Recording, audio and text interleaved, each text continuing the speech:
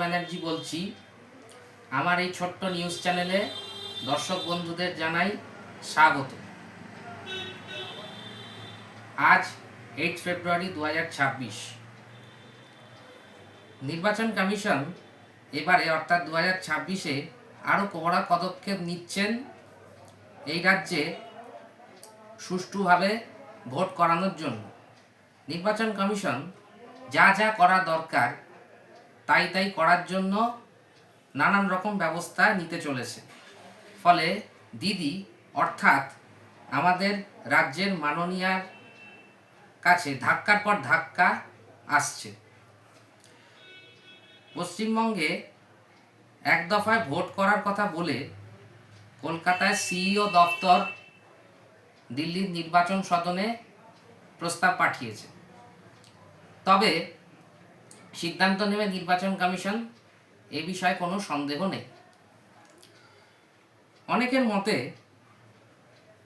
অনেক দিন আগে থেকেই এই সবুজ সংকেতটা এসে গিয়েছিল দিল্লিতে, তাই ফর্মালি এই প্রস্তাবটা কলকাতার দপ্তর থেকে যাচ্ছে। পশ্চিমবঙ্গে মোট 294টা আসনে যদি এক দফায় ভোট হয় তাহলে সেটা মারাত্মক প্রেশার তৈরি করবে মাননীয় দলের জন্য। এতদিন একটা ভুল পশ্চিমবঙ্গকে নিয়ে বোঝানো হচ্ছিল কেন্দ্রীয় বিজেপিকে, যে এখানে বিজেপির সংগঠন দুর্বলতার কারণে ভোটের দফা বাড়ানোর জন্য চাপ দেওয়া হচ্ছিল।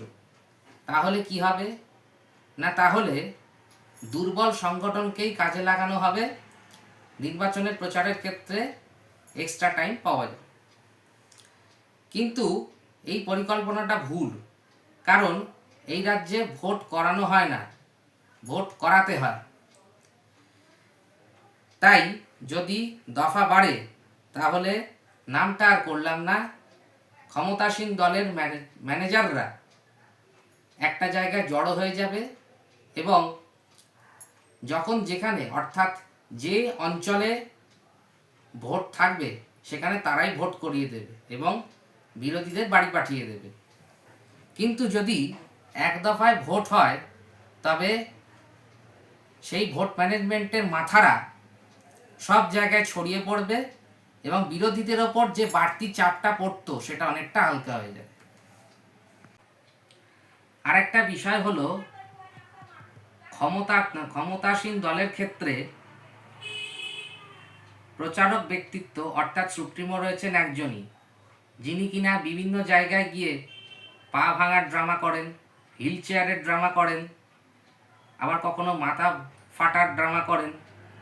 কিন্তু বিরোধী দল অর্থাৎ আমাদের রাজ্যে এখন প্রধান বিরোধী দল বিজেপিতে প্রচারকের সংখ্যা প্রচুর। আমরা জানি এই দলে আমাদের মাননীয় প্রধানমন্ত্রী নরেন্দ্র মোদীজি নিজে রয়েছেন, স্বরাষ্ট্রমন্ত্রী অমিত শাহজি রয়েছেন, নীতিন নবীনজি রয়েছেন, যাকে আমরা জানি কিছুদিন আগে সর্বভারতীয় সভাপতি করা হলো। এছাড়া বঙ্গ বিজেপির পক্ষ থেকে রয়েছেন রাজ্য সভাপতি শ্রমিক ভট্টাচার্য, সুকান্ত মজুমদার এবং সজল ঘোষ প্রভৃতিরা। ফলে প্রচারের ক্ষেত্রে বিরোধী দল অনেক বেশি এগিয়ে যেতে পারে। তাছাড়া ভোটের কাউন্টিংয়ের সময় দলের কর্মীরা ভোট ও কাউন্টিংয়ের সময়ের মধ্যে সামান্য ব্যবধান থাকার কারণে কাউন্টিং হল এবং ইভিএম মেশিন যেখানে রাখা হয় অর্থাৎ আমরা যাকে বলে থাকি স্ট্রং রুম, সেখানে অত্যন্ত সতর্কতার সঙ্গে তারা পাহারা দিতে পারবে এবং নজর রাখতে পারবে। এক দফায় ভোট হলে পুলিশ ও দলদাসদের দিয়ে ইভিএম লুট করার ক্ষেত্রে সেগুড়ে বালি হবে, কিন্তু যদি দফার সংখ্যা বৃদ্ধি পায় তাহলে বিজেপির ওপর চাপ অনেকটাই বাড়বে। অতএব বহুদিন ধরেই বিরোধীরা নির্বাচন কমিশনকে দফা কমানোর ব্যাপারে জানাচ্ছিলেন। এবার বলা দরকার এক দফায় ভোট হলে যে পরিমাণ সুরক্ষা বাহিনী দরকার তা পাওয়া যাবে কি না। আমরা জানি যে সেই সময় পশ্চিমবঙ্গ সহ মোট 5টা রাজ্যে ভোট হওয়ার কথা রয়েছে। পশ্চিমবঙ্গে এখন যা অবস্থা, তাতে পশ্চিমবঙ্গ বাদে বাকি 4টে রাজ্যে ভোট হয়ে যাওয়ার পর সেখানকার একটি বিশাল সেনাবাহিনী এবং তার সঙ্গে আরও কিছু সেনাবাহিনী নিয়োগ করা যেতে পারে। তবে এবারে এ রাজ্যে ভোটের ক্ষেত্রে বুথ নিরাপত্তার দায়িত্ব নেবে এনবিসিসি। এমতাবস্থায় বিরোধীরা অভিযোগ করেছিল যে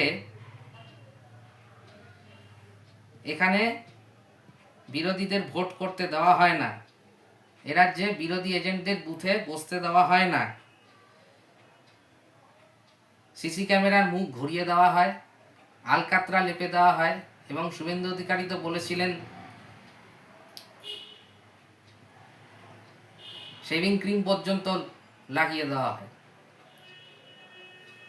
এমনকি ইভিএমে যেখানে বিরোধীদের নাম থাকে সেখানে সেলোটেপ পর্যন্ত লাগিয়ে সেই সমস্ত বোতামগুলোকে আটকে দেওয়া হয়।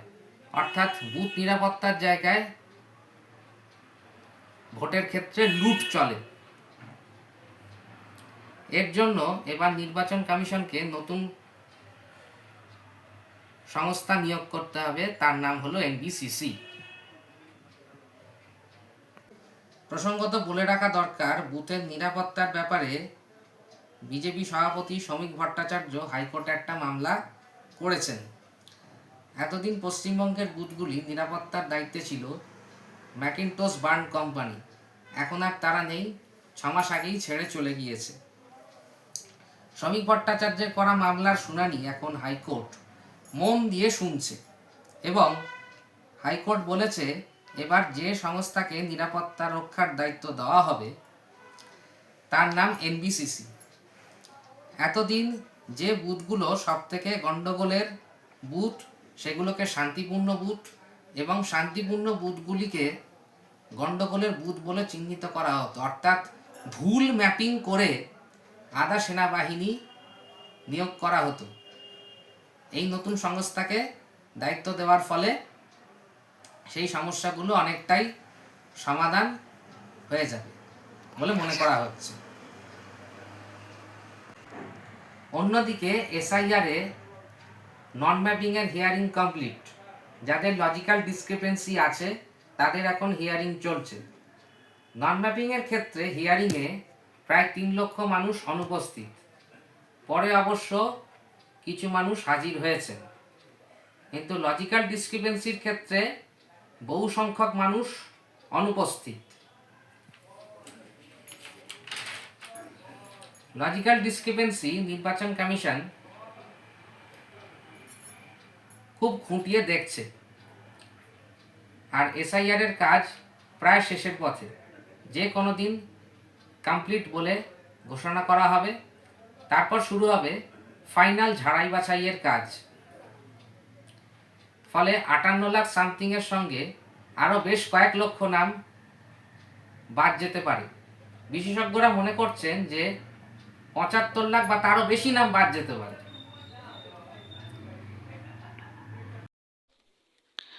হিয়ারিংয়ের কাজ কিছুদিন মানে 7 দিনের মতো পেছোতে পারে। অনেক জেলার মানুষ নির্বাচন কমিশনের নির্ধারিত 12টা ডকুমেন্টের বাইরেও গ্যাস বুকিংয়ের স্লিপ, ব্যাংকের পাসবইয়ের কপি, এরকম আবোল তাবোল নথি আপলোড করেছে। এই জন্য সুপ্রিম কোর্টে মাননীয়াও লাফালাফি করেছেন, কিন্তু এগুলো তো মাইক্রো অবজারভাররা ধরে ফেলবে, তার ফলে আরও অনেক নাম বাদ যাবে। শেষ পর্যন্ত কোথায় গিয়ে দাঁড়ায় দেখা যাক।